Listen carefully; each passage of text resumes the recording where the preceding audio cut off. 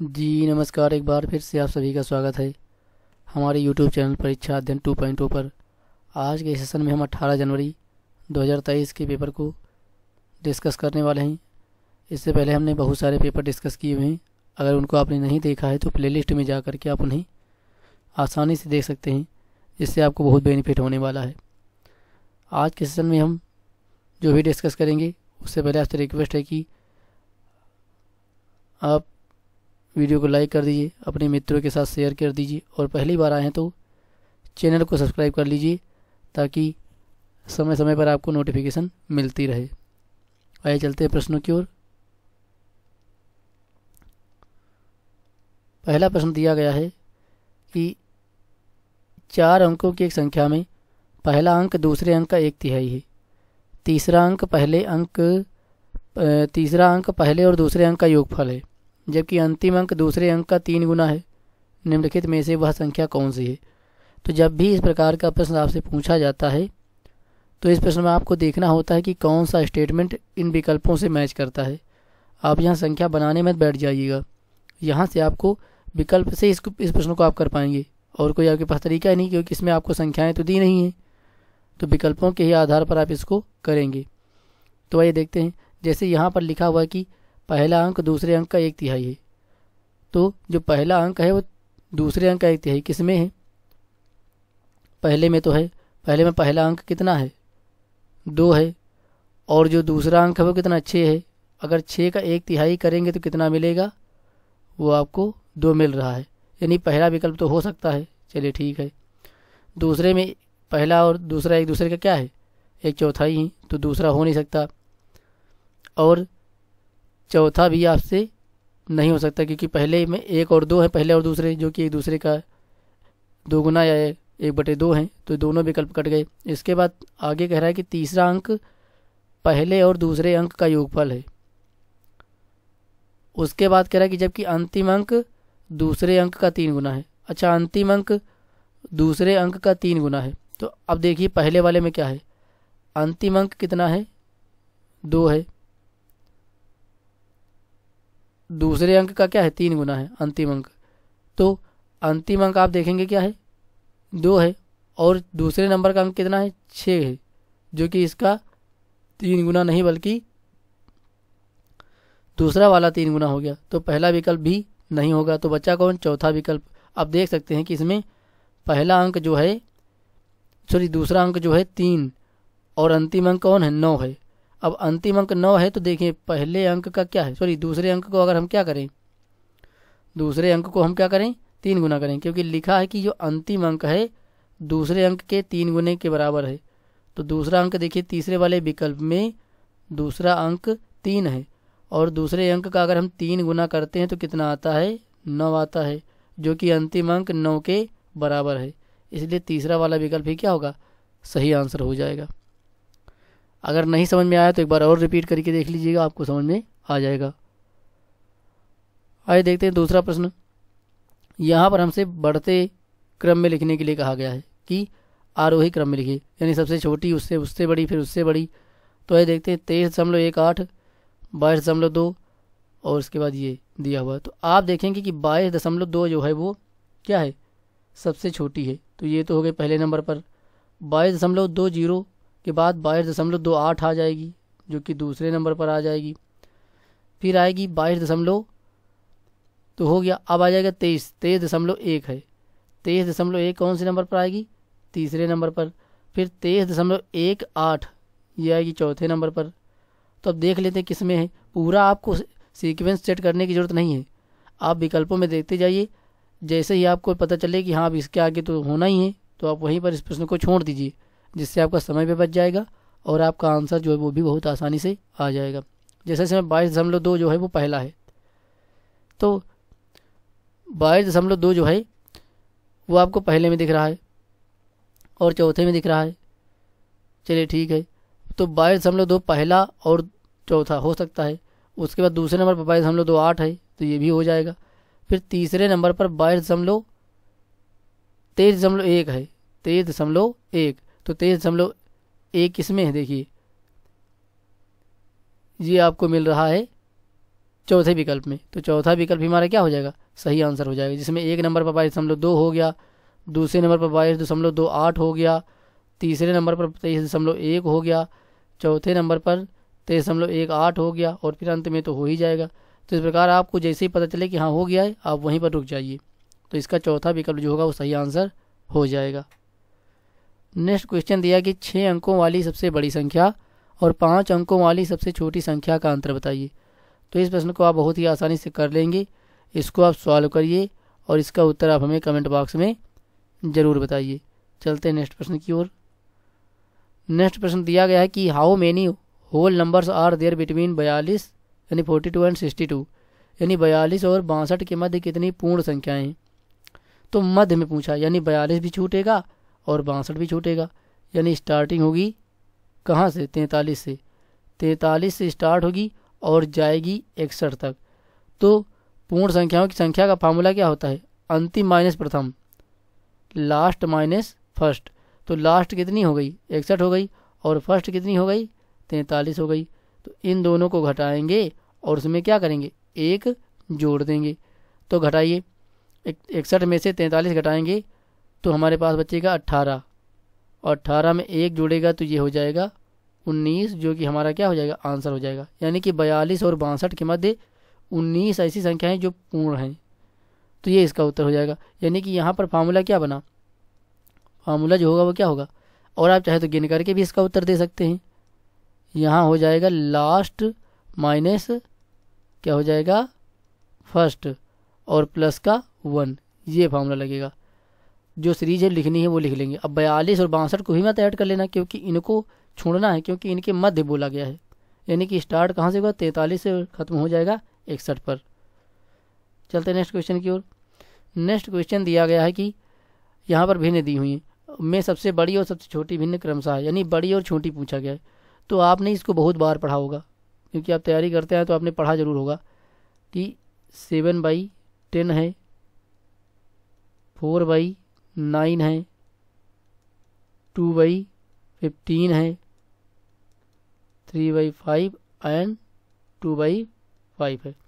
अब आप क्या करेंगे, देखिए यहाँ पर जैसे जिस रूप में ये लिखी हुई है, इस रूप में अगर आप भाग करेंगे तो यहाँ पर अब कुछ लोग कर भी लेंगे, क्योंकि उनको भाग करना बहुत अच्छे से आता है, आता सबको है, लेकिन किसी का फास्ट है, किसी का थोड़ा स्लो है। लेकिन अगर मैं कहूँ क्या कि सब में मैं 10 से गुणा कर दूँ तो भाग करना क्या हो जाएगा, आसान हो जाएगा। तो 10 से गुणा कर दिया, इसमें भी 10 से गुणा कर दिया, इसमें भी 10 से गुणा कर दिया। यानी मैं क्या कर रहा हूँ, मैं सब में 10 से गुणा कर दूँ। 10 से गुणा इसलिए कर रहा हूँ ताकि पहला नंबर जो है वो दशमलव ना हो, पूरी संख्या मिल जाए। तो मैंने 10 से गुणा कर दिया। अगर 10 से गुणा करने के बाद भी पहला स्थान दशमलव के बाद ही आ रहा तो आप क्या करेंगे, 100 से गुणा कर देंगे। तो आपके लिए क्या हो जाएगा, एक पूरी संख्या भाग करने पर मिल जाएगी। उसके बाद दशमलव में जो भी आएगा छोड़ देंगे, बाद में देखा जाएगा। तो अब मैंने 10 से सब में गुणा कर दिया, सबके अंश में, उसके बाद हर से इसको भाग कर दिया। तो अब 10 से 70 को भाग करेंगे 7 आएगा, यहाँ भाग करेंगे तो 9 चौको 36, यानी 4 दशमलव कुछ आएगा। तो हम पूरा अंक ले रहे हैं, दशमलव के बाद अगर सब में किसी में फंसने लगेगा तो देखेंगे, नहीं तो कोई बात नहीं। 15 से 20 को भाग करेंगे तो 15 एकम 15। अब लेकिन पूरा तो कटा नहीं, इसलिए दशमलव के बाद कुछ ना कुछ इसमें भी आएगा। फिर 5 छक्के 30, ये पूरा कट गया, इसमें कुछ भी दशमलव के बाद नहीं आया। और यहाँ भाग करेंगे 3 से 20 को तो 3 छंग 18 दशमलव कुछ आने लग जाएगा, यानी 3.66 आने लग जाएगा। तो आप देखेंगे सबसे छोटी कौन सी है, सबसे छोटी जो है वो कौन सी है हमारे पास, सबसे जो छोटी है वो 1 है, 1 दशमलव के आसपास जो कि वो सबसे छोटी होगी। और सबसे छोटी कौन है, 20/15, और 20/15 मतलब 2/15, ये तो हो गई सबसे छोटी। अब हमसे पूछा गया सबसे बड़ी, तो सबसे बड़ी तो सिंपल पता ही है 7। 7 वाली कौन सी है, 7 वाली है 7/10। तो इसका उत्तर क्या हो जाएगा, इसका उत्तर हो जाएगा सबसे बड़ी वाली जो सबसे पहले लिखना है तो 7/10 हो जाएगी, तो 7/10 हो गई। और सबसे छोटी कौन सी, 2/15, यानी पहले ही विकल्प में दोनों मिल रही तो पहला ही विकल्प दोनों में सही आंसर हो जाएगा। अगर आप गुणा नहीं करना चाहे तो ऐसे ही भाग कर दीजिए, तब भी आप जो भी सबसे छोटा आएगा वो सबसे छोटी फ्रैक्शन हो जाएगी, जो सबसे बड़ा आएगा वो सबसे बड़ी फ्रैक्शन हो जाएगी। या तो एक तरीका और है, अगर गुणा नहीं करना चाहते हैं तो आप क्या करें, जो भी एलसीएम है, जैसे इसमें 10, इसमें 9, इसमें 15, इसमें 5 और इसमें 3, तो इन सब का हरों का, सभी भिन्नों के हरों का आप ले लीजिए लासा, एलसीएम ले लीजिए। फिर एलसीएम को सभी भिन्नों में गुणा कर दीजिए, और गुणा करने के बाद एलसीएम लेंगे तो उसके बाद गुणा कर दीजिए। गुणा करने के बाद जो वैल्यू बड़ी आएगी वो वाले फ्रैक्शन बड़ा हो जाएगा, और जो वैल्यू छोटी आएगी वो फ्रैक्शन छोटी हो जाएगी। तो आप इस प्रकार से भी कर सकते हैं। तो उम्मीद करता हूँ प्रश्न आपको ज़रूर समझ में आ गया होगा। नेक्स्ट क्वेश्चन की ओर चलते हैं। नेक्स्ट क्वेश्चन कह रहा है कि एक कैलेंडर वर्ष में उन महीनों के नाम जिनके दिनों की संख्या को 2 और 5 दोनों से विभाजित किया जा सकता है निम्न है। यानी कि 2 और 5 से विभाजित किया जाता है। तो 2 और 5 से कब विभाजित हो सकता है? 2 और 5 मतलब जो इनके एलसीएम से डिवाइड हो जाए, 2 से भी डिवाइड हो, 5 से भी डिवाइड हो। तो अगर वो 10 से डिवाइड होगी इनके एलसीएम से, तभी वो दोनों से भी डिवाइड हो सकती है। तो 2 और 5 का एलसीएम कौन आएगा? 10 आएगा। तो 10 से डिवाइड होने का मतलब कि उसके अंत में यानी इकाई का अंक क्या होना चाहिए? क्या होना चाहिए? 0 होना चाहिए। इकाई का अंक अगर 0 होगा तो वो 2 से भी डिवाइड हो जाएगी और वो 5 से भी डिवाइड हो जाएगी। यानी हमें ऐसे महीने ढूंढने होंगे जो 30 के हैं।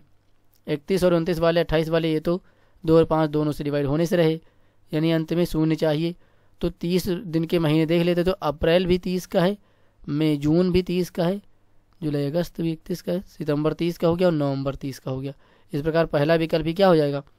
अप्रैल, जून, सितंबर, नवंबर, ये सभी 30 के महीने हैं और ये सभी 2 और 5 दोनों से विभक्त हो जाएंगे। तो पहला ही आंसर जो हो जाएगा वो हमारा सही आंसर हो जाएगा। नेक्स्ट क्वेश्चन दिया गया कि how many acute angles are there in the letters of the name Aman. Aman नाम के अक्षरों में कितने न्यून कोण हैं? यानी कि 90 से कम के हैं। तो देखेंगे क्या कितना। एक अमन मैंने यहाँ पर लिख रखा है, देखिए यहाँ पर एक ये बनेगा जो कि 90 से कम होगा, एक इधर बनेगा, एक इधर बनेगा, तो 3 इसमें हो गए। एक यहाँ बनेगा एम में, एक इस साइड में बनेगा, तो एम में 3 2 5 हो गए। फिर इसमें भी ए दोबारा आ गया तो इसमें भी 3 हो जाएंगे, और एन में एक यहाँ बनेगा और एक इस साइड बनेगा। तो जोड़ लीजिए, 3 ए में हो गए, 2 एम में हो गए, तो 3 2 5 हो गए। और इसमें फिर से इसमें 3 हो गए, इसमें 2 हो गए, इसमें 3 हो गए, इसमें 2 हो गए, तो 3 3 6 और 2 8 2 10, यानी कि टोटल 10 ऐसे कोण होंगे जो न्यून कोण होंगे। तो विकल्प दूसरा वाला जो होगा वो सही आंसर हो जाएगा। नेक्स्ट क्वेश्चन दिया गया कि how many lines of symmetry are there in a regular polygon pentagon. तो रेगुलर पेंटागॉन मतलब जिसमें 5 भुजाएं हो। समपंचभुज, एक समपंचभुज में कितनी सममित रेखाएं होती हैं? तो मैंने यहाँ पर डायग्राम बना रखा है, आप देख सकते हैं कि इक्विलेटरल ट्रायंगल, यानी कि अगर भुजाएं समान होंगी तो उसमें जितनी भुजाएं होंगी उतने ही क्या होंगे? सममित रेखाएं होंगी। जैसे कि पहला आपको दिया हुआ है समबाहु त्रिभुज यानी इक्विलेटरल ट्रायंगल। समबाहु त्रिभुज में तीनों भुजाएं समान होती हैं, तो इसकी तीनों भुजाएं समान हैं, इसलिए इसमें लाइन ऑफ सिमेट्री कितनी होंगी? 3 ही होंगी। कितनी हो जाएंगी? 3 हो जाएंगी। अगर उसकी सभी भुजाएं समान हैं किसी आकृति की, तो उसमें क्या होंगी? उतने ही लाइन ऑफ सिमेट्री हो जाएंगी जितने की उसकी भुजाएं होती हैं। वर्ग में 4 होती हैं भुजाएं, और ये क्या है? चारों भुजाएं समान होती है, इसलिए इसमें नंबर ऑफ सममित रेखाओं की संख्या जो होगी वो भी 4 हो जाएगी। अब इसने पूछा था रेगुलर पेंटागन यानी 5, जिसकी 5 भुजाएं होती, तो समपंचभुज है तो इसकी पांचों भुजाएं समान हैं, इसलिए सममित रेखाओं की संख्या भी 5 होगी। हेक्सागॉन है तो इसमें 6 भुजाएं, तो 6 हो जाएंगी। यानी अगर कोई आकृति समान भुजाओं वाली है तो उसमें जितनी भुजाएं उसमें उतनी ही सममित रेखाएं हो जाएंगी। तो इसका पहला ही ऑप्शन 5 जो है वो सही आंसर हो जाएगा। नेक्स्ट क्वेश्चन दिया गया है कि रमेश के पास एक आयताकार कागज का टुकड़ा है। अपने खाली समय में उसने उसका एक कोना मोड़ा, तो उसने देखा कि कागज के अब 5 कोने हो गए हैं। यानी एक कोने को मोड़ा तो पहले 4 थे, लेकिन एक को मोड़ा तो एक को मोड़ने पर दोनों साइड में बन गया। जैसे कहाँ बन गया? इस कोने को इसने क्या करा? पकड़ करके अंदर की ओर किया, तो एक कोना यहाँ बना और एक कोना यहाँ बन गया। अब इसको मत काउंट करना क्योंकि ये मोड़ने के बाद अंदर की ओर हो गया, तो एक यहाँ बन गया, एक यहाँ बन गया। यानी एक को मोड़ा 2 बने। तो पहले कितने थे भाई? पहले तो आयत के 4 कोने थे, लेकिन अब चारों को मोड़ेंगे तो क्या हो जाएंगे? 4 और नए बन करके भी तो तैयार हो जाएंगे। तो 4 पुराने वाले और मोड़ने के बाद 4 और नए बन गए, तो कितने हुए? 4 4 8 हो गए, जो कि यहाँ पर आप फिगर में देख भी सकते हैं कि यहाँ पर आपको दर्शाया गया है। इसी प्रकार चारों कोने मोड़े गए तो कितने हो गए? 4 दूनी 8 कोने हो गए। तो इसका उत्तर जो होगा वो 8 हो जाएगा। नेक्स्ट क्वेश्चन दिया गया कि एक मिठाई की दुकान पर 1 किलोग्राम बेसन के लड्डुओं डिब्बे के भार को छोड़ते हुए, यानी जो 1 किलो बेसन के लड्डू है उसमें बेसन के लड्डू ही लड्डू हैं, कागज का जो डिब्बा है उसका भार छोड़ दिया गया है कि एक डिब्बे में 25 लड्डू हैं, यानी 1 किलो बेसन के 25 लड्डू बनते हैं। 1 किलो बेसन के कितने लड्डू बनते हैं? 1 किलो बेसन के 25 लड्डू बनते हैं। तो अगर 25 लड्डू जो है वो 1 किलो बेसन के कहें या 1000 ग्राम बेसन कहें, क्योंकि 1 किलोग्राम में 1000 ग्राम होते हैं। तो अब यहाँ से क्या करेंगे, 25 लड्डू 1000 ग्राम के, तो एक लड्डू कितना हो जाएगा, 25 चौको 100, यानी एक लड्डू जो होगा वो 40 ग्राम का हो जाएगा। मैं उम्मीद करता हूँ समझ में आ रहा होगा। अब अगर 25 लड्डू 1000 ग्राम के तो एक लड्डू 40 ग्राम का। अब रेखा लड्डुओं के 4 डिब्बे खरीदना चाहती है, परंतु उसे एक डिब्बे में केवल 20 लड्डू लेने हैं। तो अब एक कुल लड्डू पता चल जाए कि रेखा ने कितने लड्डू खरीदे हैं। तो एक लड्डू का 40 ग्राम दिया है, तो जितने भी लड्डू होंगे उनको गुणा कर देंगे तो उतने लड्डुओं का निकल करके आ जाएगा। तो उसने 4 डिब्बे लिए। अब इन 4 डिब्बों का भार कितना होगा, तो 4 डिब्बे लिए हैं किसने, रेखा ने, और उसने एक डिब्बे में 20 लिए हैं, 20 लड्डू लिए, यानी कुल लड्डू रेखा ने कितने लिए, रेखा ने कुल 80 लड्डू लिए। अब एक लड्डू 40 ग्राम का है, तो 80 लड्डू कितने के होंगे, 80 लड्डू को निकालने के लिए 40 से गुणा कर देंगे तो वो निकल करके आ जाएगा। तो गुणा करेंगे तो 8 चौको कितना आ जाएगा, ये आ जाएगा 32 और 00, यानी 3200 ग्राम। 3200 ग्राम का मतलब क्या हुआ कि 3 किलोग्राम और 200 ग्राम, 3 किलोग्राम 200 ग्राम, जो कि विकल्प दूसरे में, तो दूसरा विकल्प क्या हो जाएगा, सही आंसर हो जाएगा। नेक्स्ट क्वेश्चन दिया गया है कि निम्न तालिका में 2 स्तंभ x और y हैं। स्तंभ x में कुछ वस्तुएं हैं और स्तंभ y में उनकी मापन की इकाइयां हैं। स्तंभ x की वस्तुओं का स्तंभ y में दी गई उनकी मापन की इकाइयों से मिलान कीजिए। स्तंभ x और y यानी एक्सप्रेस मार्ग की लंबाई। अब भाई एक्सप्रेस लंबाई मार्ग में ज़्यादा लंबे होते तो उसको नापने के लिए क्या करेंगे, उसको मापने के लिए आप किलोमीटर का इस्तेमाल करते हैं। फिर अब जूते के फीते की चौड़ाई, जूते का फीता बहुत छोटा होता है तो उसको किस में मापते हैं आप, मिलीमीटर माप लेते हैं। उसके बाद एक कच्छा कच्छ की विमा, कच्छा कच्छ की विमा आप किस में मापते हैं, कमरे की दीवारों की लंबाई चौड़ाई मीटर में मापते हैं, तो ये हो जाएगा। और आप चौथा चाहें तो चौथा भी मिला लें वो, या ना मिलाएं तो भी। अब मैच करा लीजिए, ए का डी से मैच हुआ तो ए का डी से हो गया, बी का सी से हो गया, बी का सी से हो गया, तो ये चौथे ही विकल्प में रहा। भाई ए का डी से तीसरे और चौथे में है, लेकिन बी का सी है, यानी चौथा विकल्प ही क्या हो जाएगा, सही आंसर हो जाएगा। तो अगर इसमें ज़रूरी नहीं कि आपको चारों मालूम हो तभी हो पाए, 2 भी मालूम होंगे तभी आपको आंसर पता चल जाएगा। तो इसका जो है चौथा ऑप्शन सही हो जाएगा। नेक्स्ट क्वेश्चन दिया गया है कि बीना ने सिर पर लगाने वाला कुल 50 ml क्या करा, तेल खरीदा।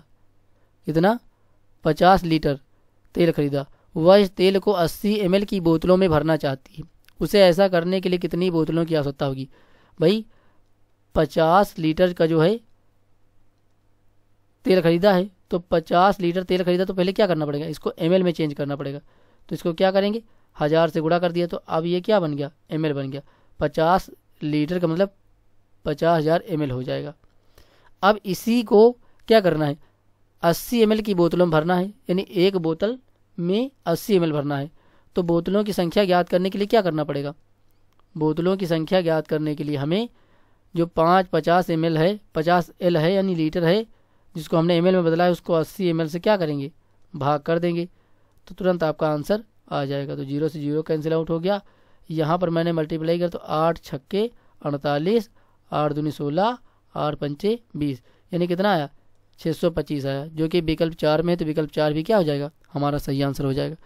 तो ये वही सवाल है रस्सी वाले कि एक रस्सी थी उसको इतने भागों में बांटा तो कितने टुकड़े होंगे, या इस प्रकार के हर बार कुछ ना कुछ घुमा करके सीटेट आपसे वही पैटर्न का क्वेश्चन पूछ लेता है, बस नाम या कुछ और ले लेता है, बार बार प्रश्नों में नाम बदल देता है बस।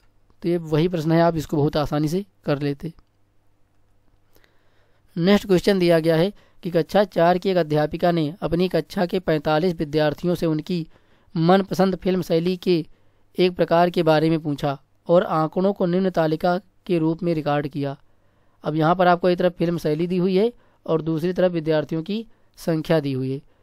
तो आपको बताना है कि सबसे अधिक पसंदीदा और सबसे कम पसंदीदा फिल्म शैलियों को के देखने वालों की संख्या में अंतर क्या है, यानी किसको सबसे ज़्यादा लोग देखते हैं, किसको सबसे कम लोग देखते हैं, उनके बीच में डिफरेंस क्या है, अंतर कितना है। तो आप देखेंगे सबसे ज़्यादा कौन देख रहा है, सबसे बड़ी नंबर जो है वो 11 है। क्या है, सबसे बड़ा नंबर 11 है, जो कि कॉमेडी का है।